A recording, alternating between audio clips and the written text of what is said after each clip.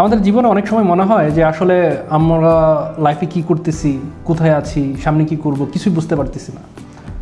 তো এই প্রসঙ্গে যখন কথা বলতে চাই তখনই একটা এক্সাম্পল মনে পড়ে। রবীন্দ্রনাথ ঠাকুর একবার বলেছিলেন যে গোলাপের পোকা কখনো জানে না গোলাপটা কত সুন্দর। কথাটা হুবহু এরকম না হলেও থিমটা এরকম। সেটা কেন? গোলাপের সৌন্দর্য বুঝতে হলে তাকে বাইরে থেকে দেখতে হবে। একবার এক মা তার বসে বসে নকশিকাঁথা সেলাই করতেছে। নকশিকাঁথা সেলাই করার সময় নিচের থেকে ছেলে দেখে বলতেছে যে মা তুমি এটা কি করতেছো, এত হাবিজাবি হিবিজিবি হিবিজিবি পুরোটা জুড়ে হিবিজিবি। তো বলতেছে ছেলেকে যে আই হ্যাভ এ প্ল্যান, আমার একটা প্ল্যান আছে, আমি এটাকে একটা সুন্দর ডিজাইন করতেছি। তখন ছেলেটি বলল যে আমি তো কোনো ডিজাইন দেখতেছি না। পরে ওই ছেলেটি বলল যে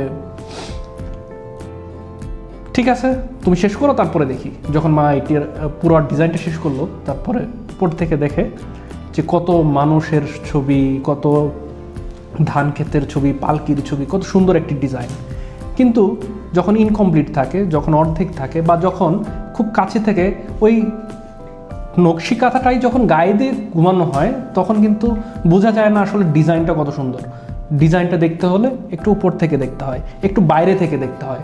সুতরাং আমরা লাইফের ভিতরে সবসময় প্রবাহমান থাকি, লাইফের ভিতরে কন্টিনিউয়াসলি আমাদের জার্নি, আমাদের স্ট্রাগল সবসময় কিন্তু চলতে থাকে।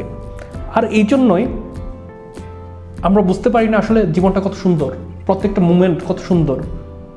যখন একটু বাইরে থেকে, যখন একটু উপর থেকে, যখন একটু নিজের এই স্ট্রাগলের বাইরে থেকে যখন আপনি দেখবেন, যখন আপনি একটু দূর থেকে আপনার ছোটোবেলাকে দেখবেন, একটু দূর থেকে আপনার স্কুল লাইফটাকে দেখবেন, একটু দূর থেকে আপনার ইউনিভার্সিটি লাইফটাকে দেখবেন, তখন দেখবেন যে এটা আসলেই কত সুন্দর ছিল। কিন্তু যখন আপনি অতিবাহিত করেছেন, ইট ওয়াজ এ স্ট্রাগল।